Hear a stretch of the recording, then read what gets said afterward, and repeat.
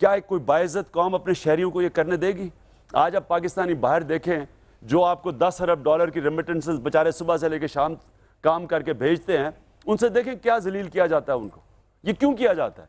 ये इसलिए हमने अपने आप को बेकारी बना दिया है। भीख मांग के, कर्जे दे के, गुजारा करके, लोगों से लोग पैसे शाहना महलों में रह के, और बाहर फ्लड आता है भीख मांगने चले जाते हैं, वो जल्जला आता है ये भीख मांगने बाहर चले जाते हैं। ये बाइज्जत कौम ऐसे नहीं चलती। तो इसलिए ये याद रखें कि हमने ये जो अपना हाल किया है आज, और अगर हमें ये एडमिरल मलन जलील कर रहा है 35,000 लोग मरवा के, हम कसूरवार हैं इसके। हम अगर इस तरह गुलामी ना करते आज ये हालात ना होते। सही।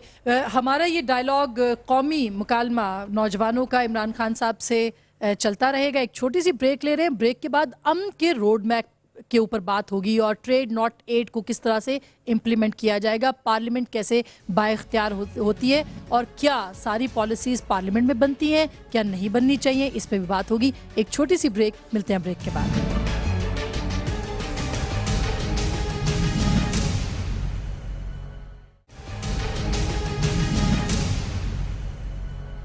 वेलकम बैक नाजरीन, एक बार फिर आपको खुशामदीद कहते हैं। तहरीक इंसाफ के चेयरमैन जनाब इमरान खान साहब आज नौजवानों की अदालत में हैं और नौजवान उनसे सवाल कर रहे हैं कि किस तरह से जो प्रेगमेटिक अप्रोच है पाकिस्तान अमेरिका ताल्लुकात की वो कैसी होनी चाहिए, खुद मुख्तार मुल्कों की अप्रोच जो है वो कैसी होनी चाहिए। मैं आज कम बोल रही हूँ और लोगों से, नौजवानों से ज़्यादा बात होगी। जी अस्सलाम वालेकुम। मैं एक आर्टिस्ट हूँ और मेरा ताल्लुक जो है वो कोयटा हज़ारा कम्युनिटी से है। और कोयटा हज़ारा कम्युनिटी जो है वो बहुत एक प्रोग्रेसिव और पीस लवर कम्युनिटी है, ठीक है। और अभी तक लाइक 2010-2011 में मतलब हंड्रेड्स इनोसेंट मतलब यंगस्टर्स और मतलब बच्चे मारे जा रहे हैं, ठीक है। तो अभी और उसको लश्कर जंग भी क्लेम करती है कि हाँ हमने मारा है, ठीक है। और आज तक एक बंदा भी नहीं पकड़ा जा रहा, ठीक है। मतलब हुकूमत तो लाइक अगर ब्लाइंड है तो आपकी तरफ से भी मतलब मुझे ऐसे कोई स्टेटमेंट या सपोर्ट नहीं आई हज़ारा कम्युनिटी की तरफ से। तो मतलब ये बलूचिस्तान के ओवरऑल हालात भी ऐसे, हालात भी बहुत जनरल कर लें कि हालात ऐसे हैं। लश्कर जंगवी जो कि वजीरिस्तान के अंदर भी ऑपरेशन कर रही है, वहाँ पे हम पे इल्ज़ाम लगता है कि ऐसे सारे ग्रुप्स को हमारे कुछ लोग जो है वो तवाना कर रहे हैं। बलूचिस्तान के अंदर भी है। क्यों हम लोगों ने आस्तीन के सांप पाले हैं? इन्होंने अभी जो बात की हज़ारा कम्युनिटी की, हमने बड़ी इसकी जो इंसिडेंट हुआ था, आप हमारी वेबसाइट पर चले जाएं, हमने इसकी सख्त मजम्मत की है। हमने हर किस्म के सेक्टेरियन जो भी किलिंग होती है उसकी सख्त मजम्मत करते हैं। बदकिस्मती से हर रोज़ इतने ज़्यादा मजम्मतें आती हैं कि हमारी मजम्मत पब्लिश नहीं होती, लेकिन हमारी वेबसाइट पर आप चले जाएँ, उस पर है। देखें, पाकिस्तान को जब हम ठीक करेंगे इंशाल्लाह, जब तहरीक इंसाफ की हुकूमत आएगी, सबसे पहला काम क्या करेगी? किसी मिलिटेंट ग्रुप को ऑपरेट करने की इजाज़त पाकिस्तान में नहीं होगी। आप कभी भी रियासत मिलिटेंट ग्रुप्स को इजाज़त नहीं दे सकती, ना किसी पार्टी के ग्रुप, ना वैसे किसी मिलिटेंट ग्रुप। ना आप इजाज़त दे सकते हैं एक मिनिस्टर अपने साथ 10-10 बंदूकों वाले साथ फिरें, उसके इसका मतलब वो अपनी जिम्मेदारी पूरी नहीं कर रहा। लॉ एंड ऑर्डर ठीक करे, क्या अपने साथ तो आपने 10 बंदूकों वाले रख लिए, आवाम का क्या बनेगा? इसलिए आपको टोटल इनको पहले मिलिटेंट ग्रुप्स को आपको डिसबैंड करना पड़ेगा और डीवेपनाइजेशन करनी पड़ेगी और लॉ एनफोर्समेंट को मजबूत करना पड़ेगा। आज जो सबसे बड़ा प्रॉब्लम यह है कि जब आप क्रिमिनल्स को नहीं पकड़ते, वो कहते हैं when crime page crime multiplies. बाहर के मुल्कों में अगर कामयाब सोसाइटीज़ हैं और अमन है तो क्राइम मैसेज आती है, क्राइम डज नॉट पे। आप जब अब कराची के अंदर क्या सामने आ रहा है आपके, क्यों नहीं कोई कराची में 6000 टारगेट किलिंग हुई है 3 सालों में, क्यों नहीं कोई पकड़ा गया? क्योंकि खुद हुकूमत क्रिमिनल्स को तहफ़्फ़ुज़ दे रही है, हुकूमत खुद पनाह दे रही है दहशतगर्दों को। तो जब आप हुकूमत अपने लोगों को, दहशतगर्दों को और मिलिटेंट्स को पाल रही है, उस मुल्क में अमन आ ही नहीं सकता और उस मुल्क में हर किस्म का तशद्दुद होगा और जुल्म होगा, जो हज़ारा कम्युनिटी से हो रहा है, जो पारा चिनार में बड़ा जुल्म हो रहा है, वहाँ भी हमने वहाँ भी बड़ा इसको कंडेम किया है। लेकिन हर जगह यानी आप कराची में 6,000 लोग। पॉलिटिकल निगोशिएशंस तो हो रही हैं लोगों के साथ। झंग के अंदर आपने देखा PMLN की तरफ से वहां पे सपोर्ट गई, राना सनाउल्लाह के ऊपर इल्जाम लगा, लेकिन हमारी जो एजेंसीज हैं वो भी तो सपोर्ट कर रही हैं। यही बैंड आउटफिट्स हैं जो कि आपके एसेट्स हैं वजीरिस्तान के अंदर और बाकी जगहों पे, इनसे कैसे डायलॉग होती है? जब आप डायलॉग की बात करते हैं, इनसे कैसे डायलॉग किया जाए? एक मिनट, डायलॉग का मतलब क्या होता है? डायलॉग का मतलब होता है आप सब वो लोग जो बंदूक उठा के फिर रहे हैं, आप उन सबसे बात करें कि आप ये क्यों कर रहे हैं। जब आप एक दफा बातचीत शुरू कर देंगे तो आपको पता चल जाएगा वेरियस ग्रुप्स क्यों बंदूकें लेके या खुदकुश हमले कर रहे हैं।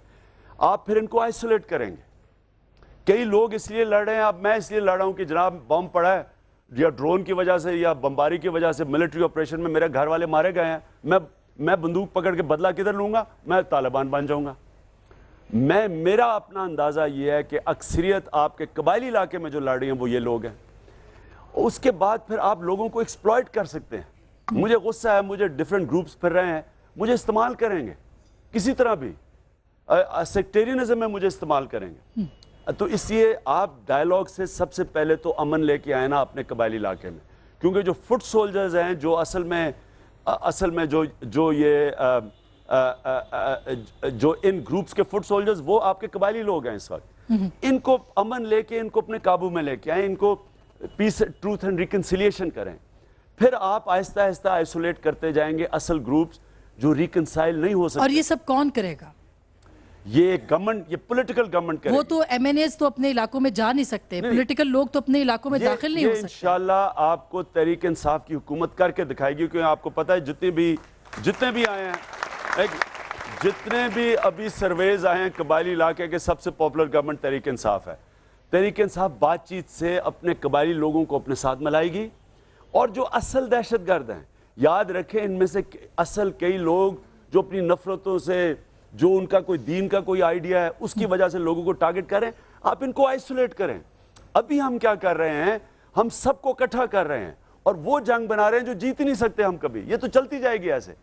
7 साल से हम जंग नहीं ना जीत सके, क्योंकि हमने फर्क ही नहीं किया लोगों में और हमने यही नहीं रियलाइज किया कौन क्यों लड़ रहा है। मेरे ख्याल में जब तक आप इस क्वेश्चन पे नहीं आएंगे कौन क्यों लड़ रहा है, आप जंग ही नहीं जीत सकते। आप जैसी आइसोलेट, जो असल लोग हैं कई रिकंसाइल नहीं हो सकेंगे, इनको आप आइसोलेट करेंगे और आप इनसे जंग जीत जाएंगे। ठीक खान साहब, मैं नेक्स्ट सवाल लेती हूँ। जी खान साहब, इसमें तो कोई शक नहीं है, बल्कि मैं भाइयों से भी कहूँगा कि खान साहब ये एक बैनुल-अक़वामी शख्सियत के हामिल हैं जिनको सारी दुनिया मानती है। तो खान साहब, ये इनकलाब की जो बात हो रही है, इनकलाब और रशिया से ताल्लुकात, अमेरिका से ताल्लुकात, ये सारे, ये भी आप बेहतर समझते हैं इस बारे में। लेकिन मैं इतना ही आज तो कहूँगा कि खान साहब, जो आप हमारे लिए टाइम स्टूडेंट्स के लिए निकाला, इसके लिए मैं आपको चंद अशआर पेश करना चाहूँगा।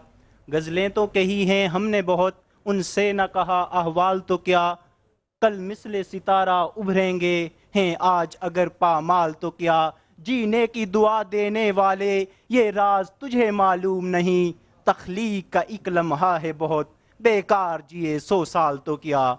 हम अहले मोहब्बत, खान साहब के लिए स्पेशली, हम अहले मोहब्बत पालेंगे अपने ही सहारे मंजिल को, हम अहले मोहब्बत पालेंगे अपने ही सहारे मंजिल को, याराने सियासत ने हरसों फैलाए हैं रंगीन जाल तो क्या। अच्छा, जबरदस्त। ये तो सर आपके लिए हो गया ना शेर, लेकिन हम एक और, जी इधर से सवाल। मैं इस्लामिक यूनिवर्सिटी से स्टूडेंट हूँ, MBA का। मेरा क्वेश्चन ये है, कल आपने ऑल पॉलिटिक्स कॉन्फ्रेंस अटेंड किया है, तो हुकूमती मौक़िफ़ क्या है ड्रोन हमलों के बारे में, और आपका मौक़िफ़ क्या है?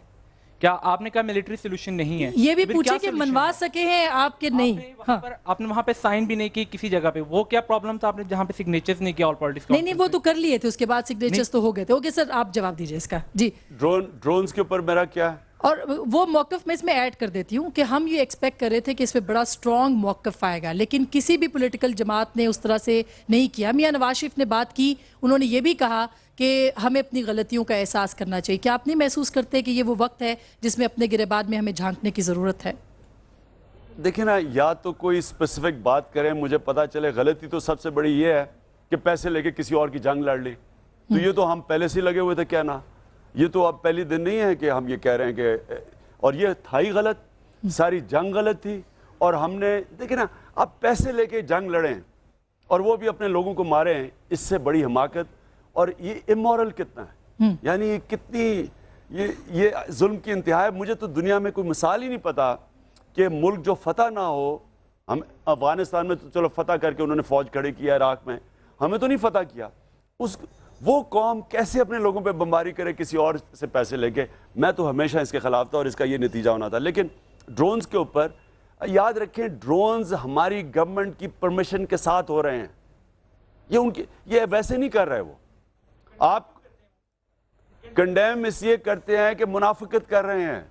आपको विकीलीक्स अगर आपने पढ़ी हो तो उसमें बड़े वाज़े तौर पे विकीलीक्स में है कि वो क्या लिखा हुआ है कि वो हमारे जो हुक्मरान हैं ये उनको अमेरिकन को इजाजत दे रहे हैं ड्रोन अटैक। और ये इजाजत जनरल परवेज मुशर्रफ ने दी थी और तब से शुरू है। और मैं आपको बताऊं, एक सेनेट की हेयरिंग कमेटी होती है, वो पब्लिक कमेटी होती है। एक सेनेटर कार्ल लेवन वो पूछता है एडमिरल मलन से कि जनाब ये क्यों पाकिस्तान गवर्नमेंट मजम्मत करती है ड्रोन अटैक्स की। उसने कहा जी ये पब्लिक ओपिनियन इसके खिलाफ है इसलिए करती है। तो वो कहता है, ये पब्लिक हियरिंग में कहता है कार्ल लेवन के पाकिस्तान की हुकूमत क्यों दोगलापन दिखा रही है, क्यों नहीं अपने लोगों से सच बोलती कि हम आपको इजाजत दे रहे हैं ड्रोन्स के लिए। इसलिए जब हुकूमत ये चाहेगी बंद हो जाएंगे ये। लेकिन वही बात है ना खान साहब कि जब ये दी गई उस वक्त मिलिट्री गवर्नमेंट थी, इस्टेब्लिशमेंट जो मिलिट्री इस्टेब्लिशमेंट है वो इतनी स्ट्रांग है कि वही पॉलिसीज बनाती है। पॉलिटिकल गवर्नमेंट्स आपकी हुकूमत जब आएगी तो तब आपको भी ये इजाजत नहीं दी जाएगी कि आप आजादाना पॉलिसीज बनाएं। अगर हमारी हुकूमत हुई और हमारे पूछे बगैर इस्टेब्लिशमेंट ने कोई कदम उठाया, उसी दिन सिग्नेचर होगा रेजिग्नेशन का, हम बाहर आ रहे हैं। देखें, आप ये याद रखें कि आपकी बहुत बड़ी पावर होती है। अगर आप जिम्मेदार हैं, अगर डेमोक्रेटिक गवर्नमेंट है, जिम्मेदारी आपकी है। आप अगर जिम्मेदारी अपनी कबूल नहीं कर रहे या आप इतने मजबूर हैं, आप क्यों हुकूमत कर रहे हैं? बदकिस्मती यहाँ जो आपकी हुकूमतें हैं ये इसलिए नहीं आ रही कि अपनी कोई बड़ी जिम्मेदारी या कोई विजन लेके आ रही हैं, इनके अपने मकासद हैं। कोई अपनी करप्शन करने आ रहा है, करप्शन बचाने आ रहा है, कोई एनआरओ लेके आ रहा है। अगर ये इनको ये इतना एहसास होता आवाम का, तो मुझे ये बताएं कि आज ये हालात होते हमारे। आज आप देखें कि पाकिस्तानी को ड्रोन अटैक्स मार रहे हैं, पाकिस्तानी को अफगान से अभी अटैक्स हुए हैं वो मारे हैं। टारगेट किलिंग कराची में, अभी उन्होंने बताया बलूचिस्तान में टारगेट किलिंग उधर हो रही है। सैलाब मार रहे हैं, मच्छर भी मार रहे हैं पाकिस्तानियों को। आज ये भी हालात हैं। तो और हुकूमत, हमारे हुक्मरानों को कोई फिक्र है? अब देखें क्या कर रहे हैं, क्या आपको कोई नजर आ रहे हैं, कोई कदम उठा रहे हैं? इसलिए उनको इनका मकसद ये नहीं था पाकिस्तान को कि पाकिस्तानियों की खिदमत करना। अगर होता तो वो कदम लेते। मैं आपको ये बता दूं कि अर्दोगान तुर्की का जब वो प्राइम मिनिस्टर बना और जब एस्टेब्लिशमेंट ने उसके रास्ते में आई, उसने क्या किया? क्योंकि वो लीडर था, उसने कहा ये मुझे मंजूर नहीं है, मैं अवाम के पास जा रहा हूं। उसने इलेक्शन करवाए और ज्यादा वोटें लेके आ गया और सीटें लेके आ गया, और फिर उसने एस्टेब्लिशमेंट को कहा अवाम मेरे साथ है, ये आपका काम है, ये मेरा काम है। ये होता है। आप सोच सकते हैं कायदे आजम को कोई एस्टेब्लिशमेंट ऑर्डर कर सकती थी कुछ? ये तो लीडर ही नहीं है। कोई कहता है जी मुझे पता नहीं फौज उधर कारगिल पहुंच गई, मैं तो पता ही नहीं था। कोई कहता है कि मुझे पता ही नहीं जी, ये देखें क्या हो रहा है सारे कबायली इलाके में। लेकिन खान साहब ये एक तल हकीकत भी तो है कि हमारे यहाँ सिर्फ इस्टेब्लिशमेंट ही मजबूत रही है। पिछले 62-64 बरसों में सिर्फ इस्टेब्लिशमेंट का ही राज रहा है यहाँ। और देखें, इस्टेब्लिशमेंट मजबूत रही है, इससे हमें बड़ा नुकसान पहुंचा। लेकिन इस्टेब्लिशमेंट इसलिए भी मजबूत रही है कि हमारी पॉलिटिकल लीडरशिप बहुत कमजोर रही है। देखिए, इस्टेब्लिशमेंट के सामने वो पॉलिटिकल लीडरशिप खड़ी होगी जिसके पास इखलाकी कुव्वत है। अगर इखलाकी कुव्वत आपके पास नहीं है, आईएसआई को पता है आपके बैंक अकाउंटों में कितना पैसा पड़ा और कितनी चोरी कर रहे हैं, जिस्मानी कुव्वत उनके पास है, आपके पास तो नहीं है। फिर बंदूकें तो उनके पास हैं, आप उनके सामने नहीं खड़े हो सकते। आपने अगर इस मुल्क के अंदर सही माने में सिविलियन गवर्नमेंट और पॉलिटिकल लीडरशिप ने सही माने में यहाँ डेमोक्रेसी लेके आनी है, पहले अपनी इखलाकी कुव्वत पैदा करें, अवाम के साथ जुड़ें, अवाम को खड़ा करें, अवाम की खिदमत करें, जो अर्दोगान ने किया है। सही। 3 गुना उसने पर कैपिटा इनकम, 3000 से $10,000 पे तुर्की का पर कैपिटा इनकम पहुंचा है। अवाम उसके साथ आज खड़ी है। अल्लाह करे कि हमारे ऊपर भी ये वक्त आए खान साहब, कोई ऐसी हुकूमत हो कि हम भी सर उठा के जीना सीखें। एक छोटी सी ब्रेक ले रही हूँ, ब्रेक के बाद हम बात करेंगे और मजीद सवालात लेंगे कि क्या रोड मैप होना चाहिए ताल्लुकात का। तहरीक इंसाफ क्या सोचती है, इमरान खान साहब और सियासी कुव्वतें क्या सोचती हैं। एक छोटी सी ब्रेक, मिलते हैं ब्रेक के बाद।